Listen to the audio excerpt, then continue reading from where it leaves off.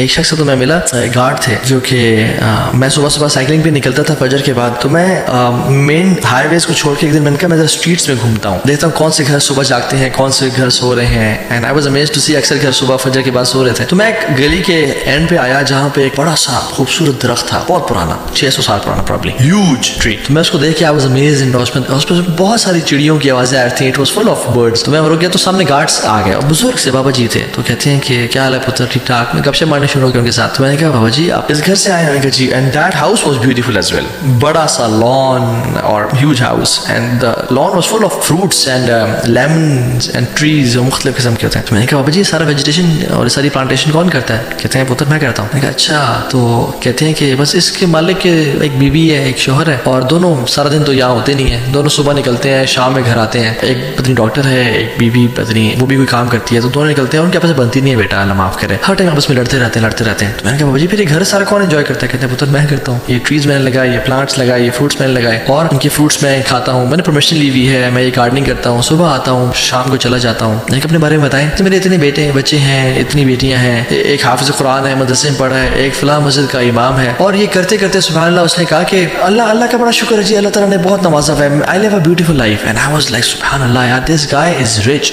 This guy is enjoying his life. اللہ تعالیٰ نے اس کی زندگی میں کام اس کے سمیٹے ہوئے ہیں اور اس کے لیے آسانی کر دی ہے. من اصلح سریرتہ اصلح اللہ علانیتہ, جو اپنی تنہائیوں کو پاک کر لیتا ہے اللہ تعالیٰ اس کی پبلک لائف, اس کا جو امیج ہے اس کو بہترین بنا دیتے ہیں. پہلا اصول کیا تھا؟ جو آخرت کے لیے کام کرتا ہے اللہ دنیا کی تمام رسپانسبلٹی ذمہ داری لے لیتے ہیں. دوسری شخص, جو شخص اپنی پرسنل اور پرائیویٹ مومنٹس کو پاک رکھتا ہے, ان کی اصلاح کر لیتا ہے, اصلح اللہ علانیتہ, اللہ اس کی جو امیج ہے, جو اس کی پبلک لائف ہے, جو لوگ اس کے بارے میں سوچتے ہیں اور جو ایک اس کا پرسیپشن ہے اس کو ٹھیک کر لیتے ہیں اور اس کے لیے آسانیاں کر دیتے ہیں لائف میں. امام غزالی رحمہ اللہ احیاء علوم الدین میں واقعہ لکھے آتے ہیں کہ عبداللہ بن دینار اور عمر بن خطاب دونوں جا رہے تھے, سفر کرتے کرتے رات ہو گئی, پڑاؤ ڈالا, ایک بکریاں کو چروانے والا آیا, کہا کہ ایک بکری تم سے پرچیز کرنی ہے. ان نے کہا جی ٹھیک ہے. مختلف روایت آتی ہیں اس میں, کچھ میں عبداللہ بن عمر کا بھی آتا ہے, کچھ عمر بن خطاب والی اوتھینٹک ہے. تو کہا کہ ایک ہمیں دے دو بکری. انہوں نے کہا نہیں, انی مملوک, میں غلام, یہ شیپس میری نہیں ہے, میرے آنر کی ہیں. تو عمر بن خطاب نے اس کو ٹیسٹ کرنا چاہا, کہا کہ دے دو خیر ہے, اور جب تم مجھے دے دینا پیسے لے لینا. اور اپنے مالک کو بولا کہ بھیڑے کھا گیا تھا, آفٹر آل ایکسیڈنٹس ہیپن. تو اس نے کہا اچھا ٹھیک ہے, میں مالک کو تو یہ بول دوں گا, فماذا اقول للہ,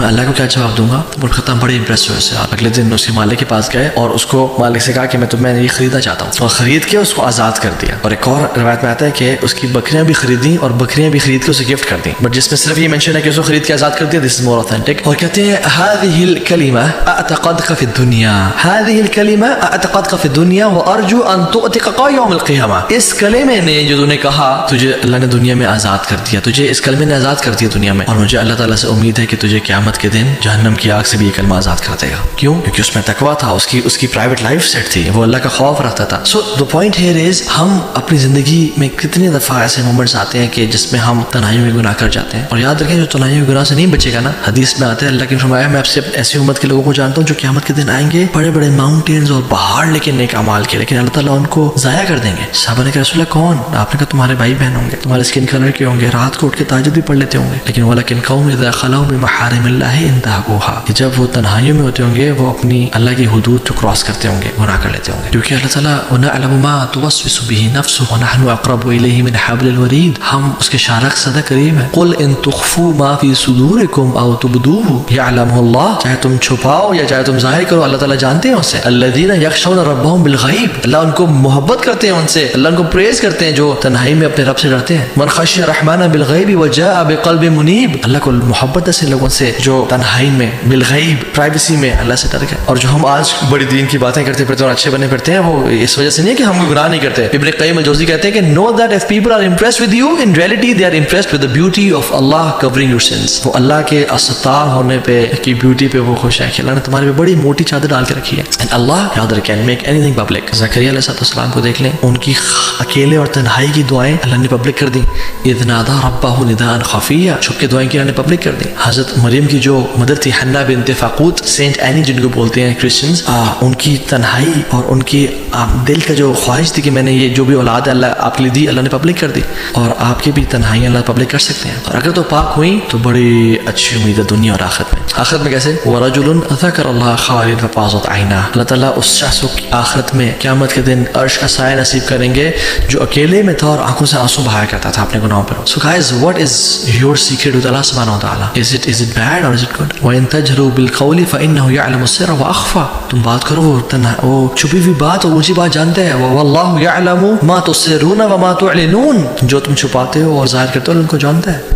مالک بن دینار رحمہ اللہ کہتے ہیں کہ تمہارا جو دل ہے نا, ہارٹس are like pots, اور جو زبانیں ہیں اس کے سکوپس ہیں, وہ چمچے ہیں. جب انسان بولتا ہے تو اس کی زبان وہی نکالتی ہے جو اس پیالے میں. تو ہم دیکھیں ہمارے دل میں اللہ کی محبت ہے, اللہ کا خوف ہے. اور رسول اللہ صلی اللہ علیہ وسلم کی امیزنگ حدیث میں آتا, اللہ کے نبی صلی اللہ علیہ وسلم نے پوچھا کہ یا رسول اللہ صلی اللہ علیہ وسلم ما افضل ما اوتی الرجل المسلم, سب سے بہترین کیا چیز ہے جو کسی مسلمان کو عطا کی گئی ہے؟ آپ نے فرمایا الخلق الحسن, بہترین اخلاق. اور پھر کہا وما شر ما اوتی الرجل المسلم, یا رسول اللہ شر سب سے بری چیز کیا جو مسلم کو دی گئی ہے؟ آپ نے کہا اذا کرہت ان یرى علیک شیء فی نادی القوم فلا تفعله اذا خلوت. کوئی بھی کام اگر تم پبلک میں یا اپنے گروپ کے سامنے کرنے سے ڈرتے ہو نا, تو وہ پرائیویسی میں نہ کرنا. یہ سب سے بدترین چیز ہے جو ایک انسان کرتا ہے, کہ لوگوں سے تو وہ حیا کرے, یستخفون من الناس ولا یستخفون من اللہ, مگر اپنے اللہ سے نہ حیا کرے, اور لوگوں کے سامنے تو اپنا امیج بڑا زبردست رکھے اور اللہ تعالیٰ کے سامنے گناہ کر دے. اور ایک اور حدیث میں آتا ہے ما کرہ اللہ منک شیئا فلا تفعله اذا خلوت.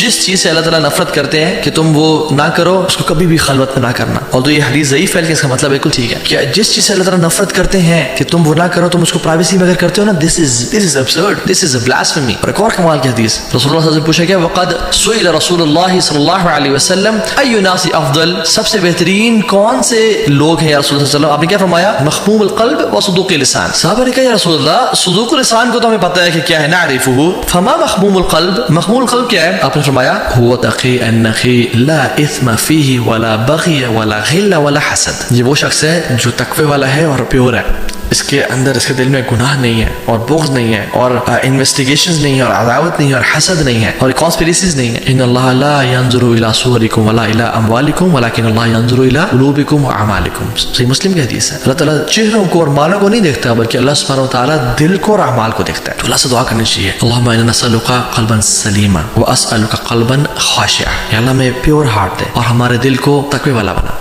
اور ایک شخص اللہ اکبر وہیب ابن ورد کے پاس آیا اور کہتا ہے کہ شیخ مجھے ایڈوائز کریں, مجھے کوئی نصیحت کریں. تو وہیب ابن ورد نے اسے دل کو ہلا دینے والی نصیحت کی اور کہا اتقی ان یکون اللہ اہون الناظرین الیک, beware of making Allah the least significant of all observers on you. کبھی ایسا نہ کرنا کہ اللہ سبحانہ تعالیٰ کو باٹم پہ رکھ دینا سب دیکھنے والوں میں سے, کہ تم کسی بچے کی تو پرواہ کرو, کسی چھوٹی موٹی چیز کی تو پرواہ کرو, مگر اللہ سبحانہ تعالیٰ کی پرواہ نہ کرو. اور ایک شخص نصیحت کے لیے بتا رہا تھا اور اس نے مشائخ کو بتایا کہ شیخ میں گناہ کر رہا تھا اور میرا گناہ کا تعلق اس گناہ سے تھا جو اکثر انٹرنیٹ پہ اور سیل فونز پہ بری نظر سے تعلق تھا اس کا کیے جاتے ہیں. تو شیخ میرے گھر میں کوئی نہیں تھا, دروازہ بند تھا, پردے بند تھے, تو میں اس گناہ میں انوالو تھا, بٹ اچانک سے کیا ہوا میرا دروازہ کھلا. کہتے ہیں کہ میں نے اپنا لیپ ٹاپ بند کیا, میرا دل ایسے حلق تک پہنچ گیا اور میں خوف طاری ہو گیا, مجھ پہ پسینے چھوٹنے لگے میرے. اور میں نے جب دیکھا کہ کون آ گیا, میں تو پکڑا گیا آج, تو میں نے دیکھا میری پالتو بلی تھی. کہتے مجھے اتنی شرم آئی کہ میں نے ایک بلی سے کی وجہ سے میں ڈر گیا, لیکن الجبار القہار رب السماوات والارض مجھے دیکھ رہے تھے, مگر مجھے کوئی پرواہ نہیں تھی کہ وہ مجھے دیکھ رہے ہیں. تو جو اپنا امیج بہترین کر لیتا ہے نا اللہ کے سامنے سیکرٹ لائف میں, اللہ سبحانہ و تعالیٰ اس کا جو امیج ہے وہ لوگوں کے سامنے بھی, اور اس کا جو ایک